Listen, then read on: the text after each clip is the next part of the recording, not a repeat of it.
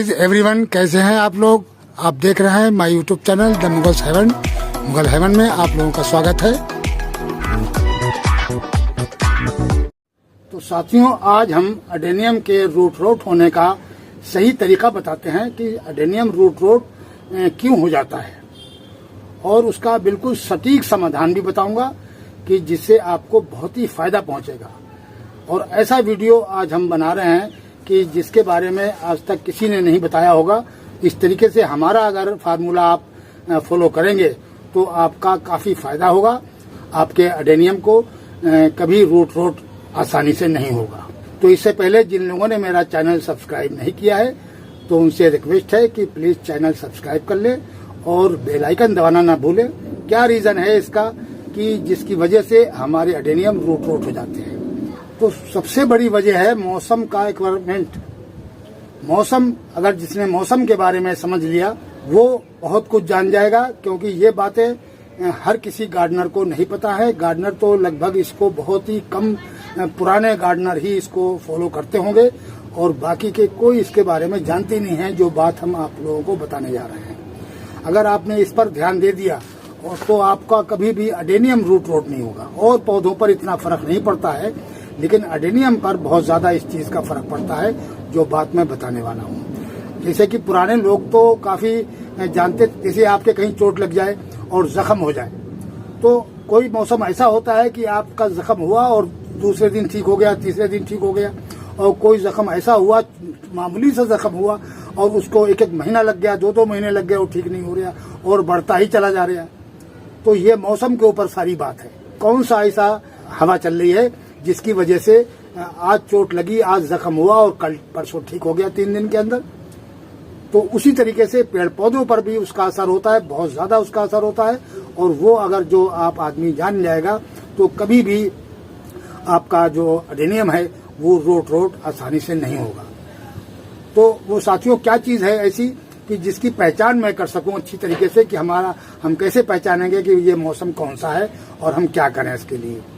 तो जैसे कि मैंने पानी दिया अडेनियम में और पश्चिम से पूरब को हवा जा रही है, तो वो पानी आपका शाम तक सूख जाएगा। अगर आपने सुबह में डाला है तो शाम तक सूख जाएगा और किसी किस्म का फंगस नहीं लगेगा उस पानी के अंदर। अगर पश्चिम से पूरब को हवा जा रही है और अडेनियम के प्लांट को आप पूरे को भर दें अच्छी तरीके से, शाम तक सूख भी जल्दी जाएगा और किसी किस्म का फंगस नहीं लगेगा। और अगर हवा पूरब से पश्चिम को जा रही है तो आपके अडेनियम के अंदर पानी डालना एक जहर का काम करेगा। उसको अगर आपने पूरब से और पश्चिम को हवा जा रही है तो उसमें आप पानी डालेंगे, उसमें फंगस भी पैदा हो जाएगी और वो ज्यादा जल्दी सूखेगा भी नहीं पानी। ये सबसे बड़ी वजह बता रहा हूँ और बहुत ही सटीक वजह बता रहा हूँ कि अगर इस चीज का ध्यान दे लिया तो आपका अडेनियम कभी रूट रोट नहीं होगा। क्योंकि पूरब की जो हवा पश्चिम को जाती है इसमें मॉइस्चर होता है, नमी होती है, और ये नमी जो है वो फंगस पैदा करती है। लेकिन एक वजह दूसरी और भी है, इसका फायदा भी है कि उस टाइम पे प्लांट की ग्रोथ बहुत अच्छी होती है। और पश्चिम से जब पूरब को हवा जाती है वो खुश्क मौसम होता है, खुश्क हवा होती है, वो आपके अडेनियम के पानी को भी बहुत जल्दी सुखा लेगी, फंगस तो बिल्कुल नहीं लगने देगी, प्लस पौधे की ग्रोथ कम होगी। भाई इतना नुकसान है कि पौधे की ग्रोथ कम होगी, लेकिन प्लांट को मरने का नुकसान नहीं है अगर आपने पानी टाइम पे देते रहे तो। ये उसकी एक सटीक वजह बता रहा हूँ। और अगर पूरब से पश्चिम को हवा जा रही है तो उसके अंदर सबसे बड़ी कमी है कि उसके अंदर मॉइस्चर जो होता है, उसके अंदर नमी होती है, उसके अंदर यानी फंगस पैदा करने का मादा होता है, क्योंकि उस हवा के अंदर ही जरासीम होते हैं और वो उस पानी के अंदर पैवस्त हो जाते हैं और आपके अडेनियम के रूट रोट होने का खतरा बढ़ जाता है। पानी जल्दी सूखेगा नहीं। अगर आप पश्चिम से पूरब से पश्चिम को हवा जा रही है तो आपके अडेनियम का पानी 2-3 दिन तक नहीं सूखेगा। चाहे कितनी धूप लगती हो, पानी नहीं सूखेगा उसका, क्योंकि उस ऊपर से भी नमी है काफी। प्लांट के लीव्स भी उस नमी को अब्जॉर्ब कर रहे हैं, कोडेस भी अब्जॉर्ब कर रहा है और सॉइल भी अब्जॉर्ब कर रही है। तो इस वजह से समुंदर के किनारे ज्यादातर आप लोगों ने देखा होगा। तो साथियों, जिस तरीके से समुंदर के किनारे आपने देखा होगा कि कोई भी प्लांट स्लो ग्रोथ उसकी नहीं होती है, किसी भी प्लांट की स्लो ग्रोथ नहीं होती है। हर प्लांट हरा भरा और बहुत तेज ग्रोथ करता होता है।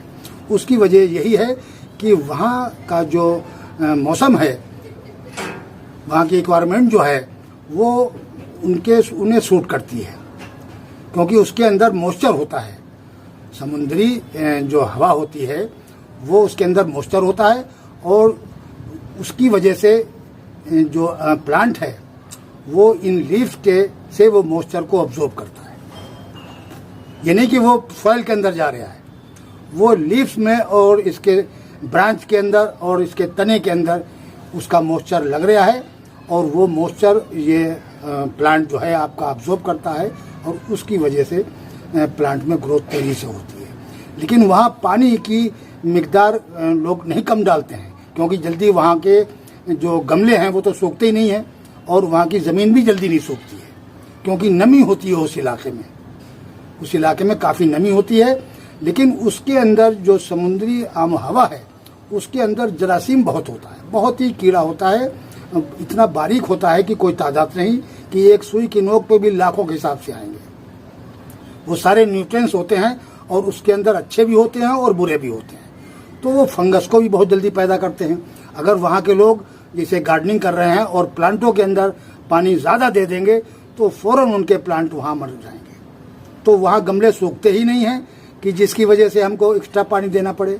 हमारे इलाकों में, गर्म इलाकों में जो है वो गर्म हवा चलती है, तो जब गर्म हवा चलती है तो और पश्चिम से पूरब को जा रही है, तो उसके अंदर खुश्की है।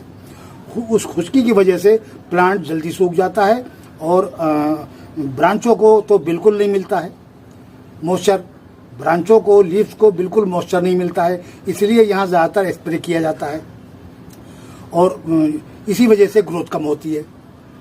अब बात ये रही है कि जैसे कि आपने कभी भी नहीं सुना होगा कि पूरब से पश्चिम को जो हवा गई है वो गर्म है। गर्म हवा पश्चिम से पूरब जो जा रही है वही होगी, और उस गर्म हवा में खुश्की पैदा होती है, और जो पूरब से पश्चिम को जा रही है वो ठंडी हवा होती है, उसके अंदर मॉइस्चर होता है।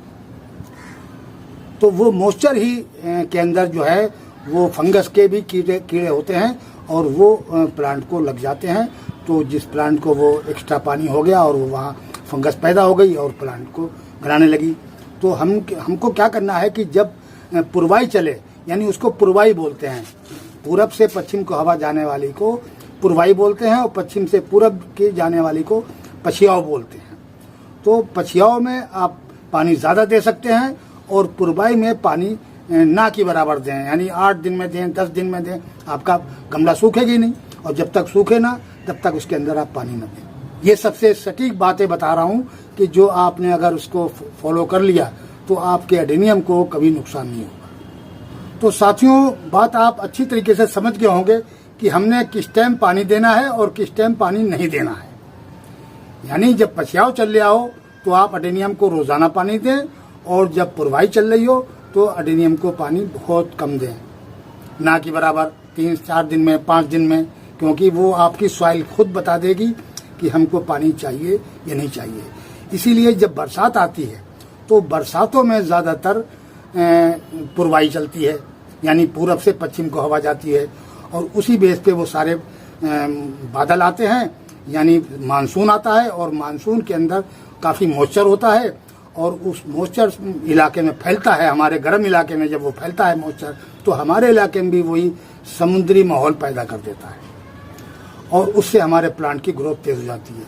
क्योंकि समुद्री जो पानी है, समुद्र का जो पानी है उसके अंदर भी नाइट्रोजन बहुत है। समुद्र का पानी आप वैसे तो वो खारी होता है, लेकिन वो जब बादल बन जाते हैं तो वो खारीपन जो है उस बादल के अंदर का जो पानी बरसता है उसके अंदर खारीपन निकल जाता है, कि उसी समुद्र का पानी जो खारी है और वो भाप बन के उड़ रहा है तो वो मीठा हो जाता है, और मीठा बन के सारे इलाके में बरसता है, और उससे प्लांट को बहुत फायदा पहुंचता है। अगर डायरेक्टली खारी पानी हम समुद्र का अपने प्लांटों में, अपने इलाके में डाल दें तो फौरन प्लांट जो है हमारा मर जाएगा या ग्रोथ अच्छी नहीं करेगा। तो ये सबसे आप समझने वाली बातें हैं कि आपको किस टाइम पे पानी देना है और किस टाइम पे नहीं देना है आप अच्छी तरीके से समझ गए होंगे कि पुरवाई में पानी कम देना है और पछियाओं में पानी ज़्यादा देना है। कितना बेहतरीन किस्म का फार्मूला अभी हमने आप लोगों को बहुत बारीकी से समझाया है। अगर आपने इसको फॉलो कर लिया तो कभी भी आपको प्लांट अडेनियम के ख़ास तौर से नहीं मरेंगे। वैसे और प्लांटों को इतना वजह नहीं बनती है, सबसे ज़्यादा वजह बनती है अडेनियम के प्लांट को, क्योंकि इसके जो कोडेस होते हैं ये इसके अंदर लकड़ी नहीं होती है और उसकी वजह से ये बहुत जल्दी रूट रोट हो जाते हैं। बरसात का जो मौसम है उसके अंदर भी वही बात पैदा हो जाती है मॉइस्चर की। उस मॉइस्चर में भी जरासीम जो फंगस के हैं वो पैदा हो जाते हैं। तो उस प्लांट में अगर जैसे कि आपके प्लांट के अंदर पानी भर गया बरसात का पानी, तब भी आपके फंगस लग जाएगी, क्योंकि उस पानी के अंदर भी वो मौजूद हैं फंगस के कीड़े, वो आपके प्लांट को लग गए। तो ऐसा आप उसके अंदर जैसे मीडिया बनाई जाती है अडेनियम के लिए कि एक तो सेलोपोट हो जिसमें पानी कम आए और दूसरे वर्ल्डेन मीडिया हो जिससे पानी बरसात का भर से फ़ौरन निकल जाए। इसी तरीके से साथियों में अब अपने प्लांट में भी पानी देंगे। और देखिए अब पश्चिम से पूरब को हवा जा रही है तो हवा में गर्मी है, गर्म लूहें चल रही हैं, तो इस टाइम पे हम रोज़ाना इनको पानी दे रहा हूँ। तो अभी हम लिक्विड फर्टिलाइज़र इसमें फ़ायदा करता है। और पुरबाई में अगर लिक्विड फर्टिलाइज़र देंगे आप तो अडेनियम को नुकसान दे सकता है। यही वजह होती जो बातें बताने की होती हैं कि ये लिक्विड फर्टिलाइज़र जब पुरबाई चल रही हो, यानी नमी का मौसम हो, मॉइस्चर का मौसम हो, उस टाइम पे लिक्विड फर्टिलाइज़र कम देना चाहिए। और अगर देना भी है तो उसमें अच्छी तरीके से फंगिसाइड मिला लें। और पश्चिम से अगर पूरब को हवा जा रही है तो उसमें आप सूखा यानी बिल्कुल प्योर भी लिक्विड फर्टिलाइज़र दे सकते हैं। हम तो सिर्फ सेफ्टी के लिए डाले ले रहे हैं। तो इस तरीके से फंगिसाइड मिलाकर और इस पानी को हम अपने प्लांट में अभी देंगे। थोड़ा थोड़ा आप अडेनियम के चारों साइड भी डाल सकते हैं, जिससे पानी डालने के बाद में भी घुल जाएगा। और उठा के ये पानी अपने प्लांटों को दे दें अच्छी तरीके से।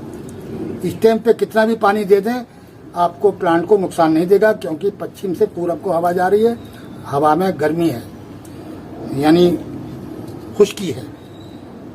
जब पूरब से पश्चिम को जाती है तब उसके अंदर नमी होती है, उसमें पानी कम देना चाहिए।